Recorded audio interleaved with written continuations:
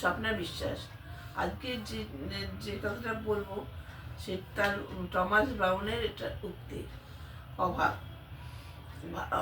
প্রেম একটা প্রেমের একটা স্বর্গীয় অনুভূতি আছে। এই ভালোবাসা দিয়ে পৃথিবীর কত কিছু না ঘটেছে, এবং প্রেমে পড়ে কত যে মৃত্যু হয়েছে তার কোনো হিসাব নেই। প্রেমে পড়ে প্রেমিক প্রেমিকেরা সবাইকে ভুলে নিজেদের আনন্দে নিজেরাই থাকতে পারে, তাদের কাউকে দরকার হয় না, এমনি প্রেমের ক্ষমতা। তবে এদের এই ভালোবাসার একটা শত্রু আছে, সেটা হচ্ছে অভাব। কথায় আছে, অভাব যখন দরজায় এসে দাঁড়ায়, ভালোবাসা তখন জানলা দিয়ে পালায়। পেটের জ্বালায় এই স্বর্গীয় ভালোবাসা নিমেষে